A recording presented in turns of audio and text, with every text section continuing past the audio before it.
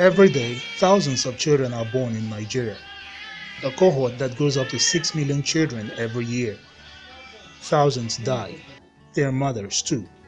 It is happening in communities throughout the country's capital.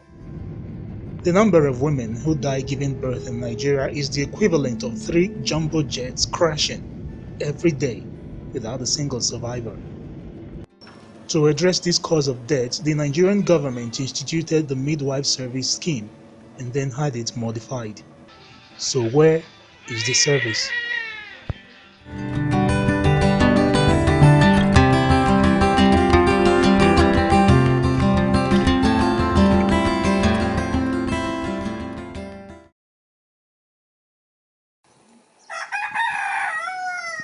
Bagalape perches on the edge of Abuja.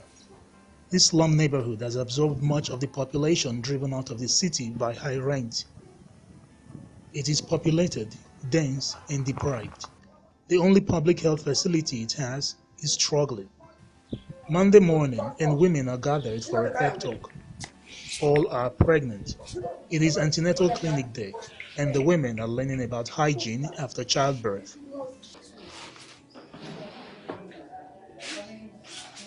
Any of these women could contribute to the poor outcomes Nigeria has regarding maternal and child health. An estimated 53,000 women and 250,000 newborn die annually, mostly as a result of preventable causes.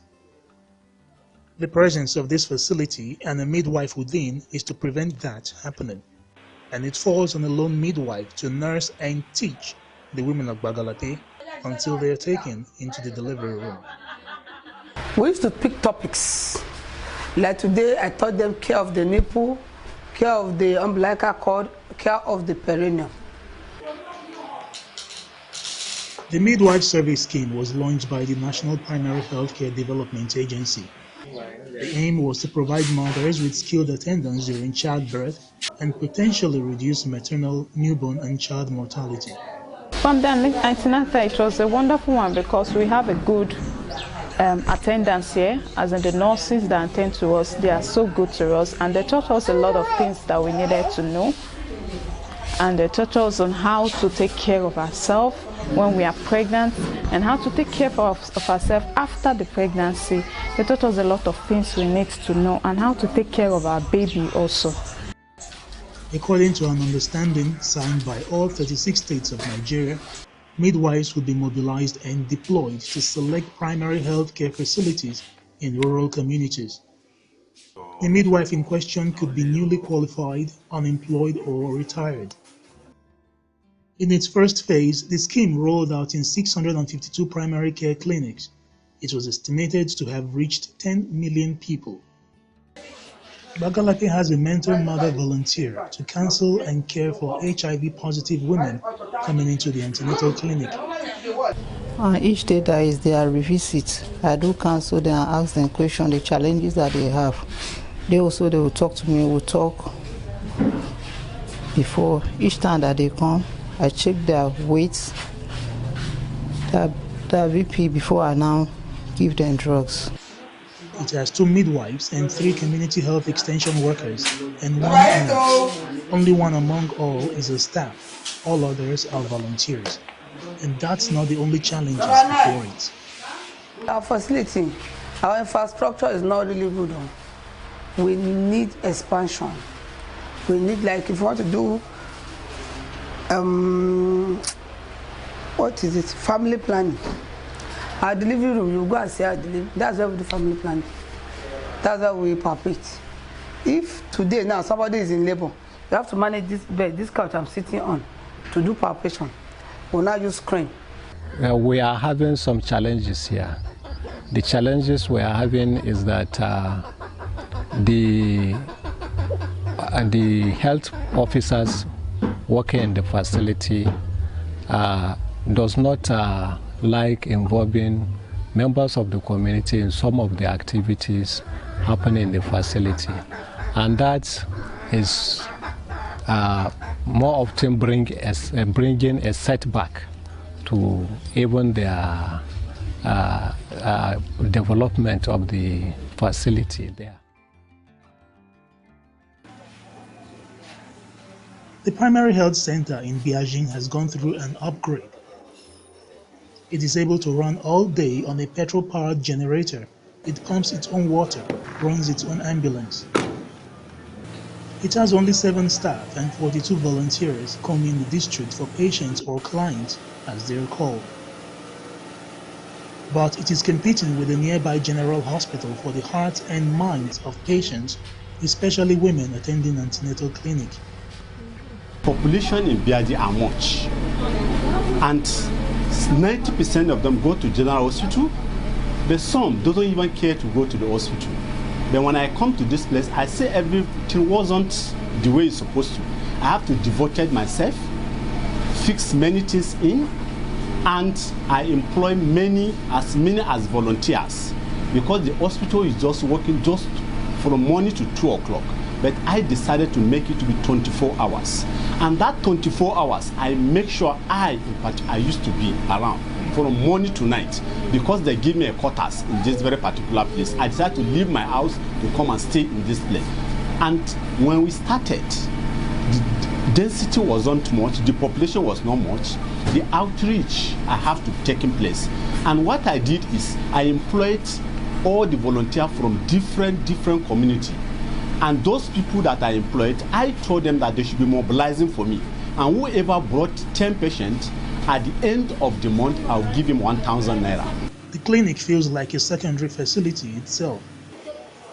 A growing number of women who would have crowded the general hospital are opting to attend clinic at this primary health center. For example, now, at this place, if you're pregnant is 4 months or 3 months, you can come here, come and register. But in general, they will book you ahead. Yes, this is what's the reason I come here. Like here, they treat us very nice. They are friendly to us. Is that important? Yes. I mean, do they need to be your friend? You came here for service, you just get your service and go. No, they need to be my friend so that I can be able to open up for them what I'm feeling. It is antenatal day, and women booked for appointments are revisiting. Every week comes with a topic around pregnancy and childbirth. Today, it's about the importance of keeping up blood volume and taking folic acid.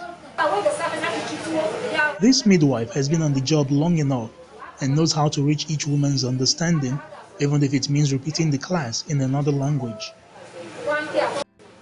Under the midwife service scheme, new graduates, unemployed or retired midwives were supposed to be deployed to this clinic, but the council authority has only one unemployed, and unpaid volunteers are filling the gap. Whether their PPE is okay or not.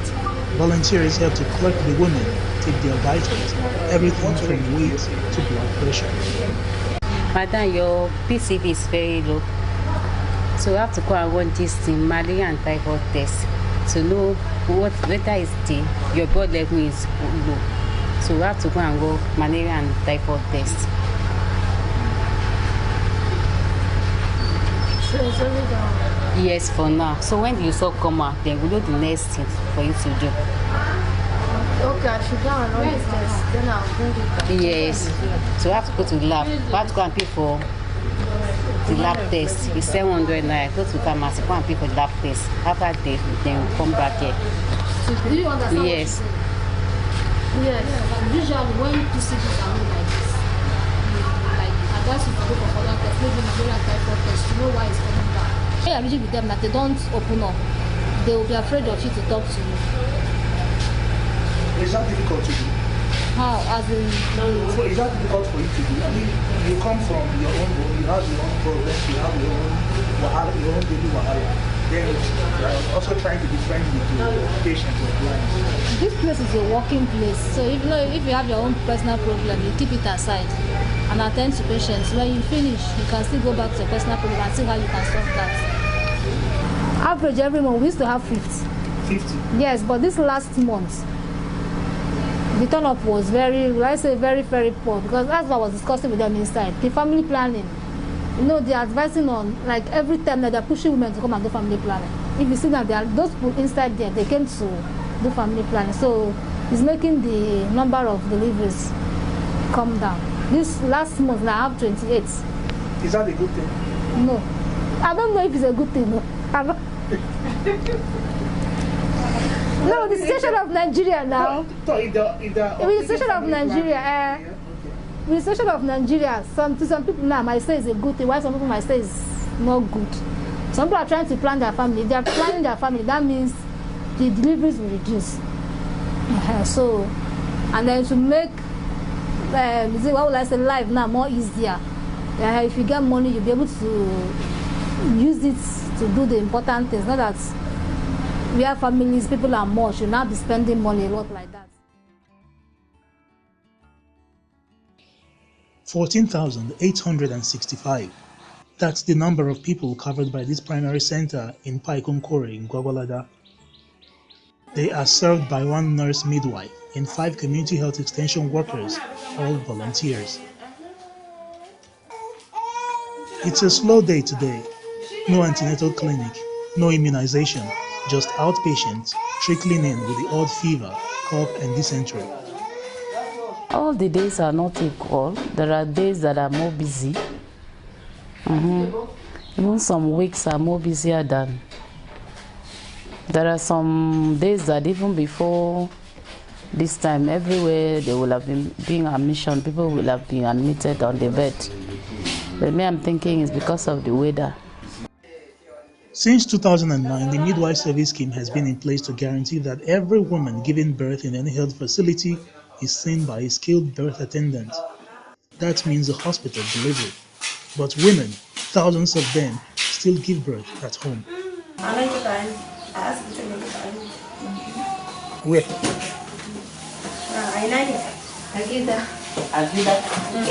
When you are not having skilled bed attendants, you expect that the consequences, if not outright death, then the woman will have some conditions that may make her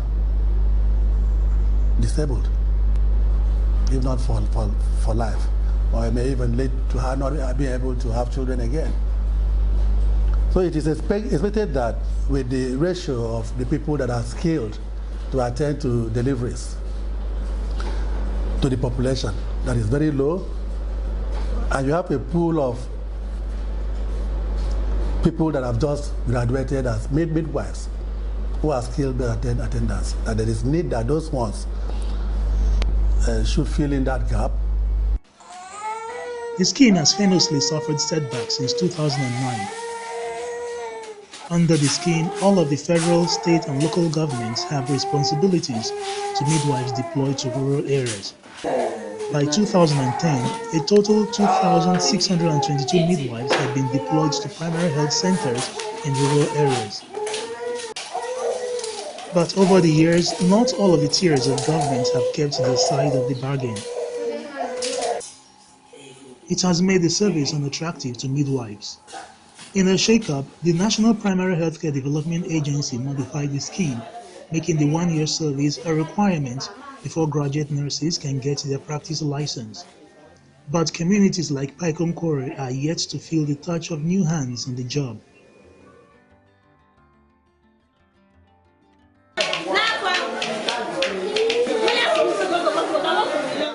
It's a busy day, Peggy, the start of a busy week. The entire week is devoted to mothers, newborn, and children. Any service offered them is free for the whole week, and the news is spreading far into Kuje, prompting mothers and their babies to come to the clinic. I know that my baby will collect vitamin A because we are 1 year and 1 week. So I came for vitamin A for him. If you take immunization, what do you come do with the rest? I will do this best registration. Okay, you never collect their certificate? No. They're the twins? No, they're not between, so this one is my own. But this one is my neighbor. Okay. Children are assessed for malnutrition, get the warming tablets, vitamin A supplement. It's a long step from the days of antenatal. The clinic is in particular disrepair, has been since rain destroyed its roof. The community came together to fix it for nearly 3 million naira, 90% of it counter-funded by a World Bank project. That was before local authorities awarded a contract to repair the roof. It was taken up and never completed, and has stalled since February 2019. The main clinic has moved into a two-bedroom apartment that served as quarters for the health workers, and work has been difficult for lack of space and hands on the job. One person can be midwife, nurse, cleaner, security, bookkeeper. Monday Daniel resides in the clinic to handle nighttime emergencies. Otherwise, the clinic runs only 6 hours a day. This work as a volunteer, seriously, there's nothing attached to it, no payment or nothing really from the government as I'm working as a volunteer. But so far, I so much derive pressure in it because I felt I have to help my people, and also I do it to keep my experience burning. The benefit I'm having is when the program came to the clinic, maybe they are doing IPDS, Child Death Week, so we participate from there. They paid us, we use it to sustain our life and our living. The FCT itself needs at least 4,000 health workers. It is currently struggling with just about 1,000 in half. During the era of the midwife service scheme, one community health worker was posted here. She has since returned to school. In the past year, 2 nursing students have been and gone. Now the clinic is back to struggling, with volunteers helping out. We are short of staff, so when we ask additional person, it helps us to boost out our daily activities. The entire span of pregnancy, childbirth, and childhood is a difficult period for mothers and children. Their chances of dying are higher, and gets even higher without skilled health workers and access to health care. The midwife service scheme was established to expand coverage for the 6 million children born every year and their mothers. In its absence, the death toll continues to rise.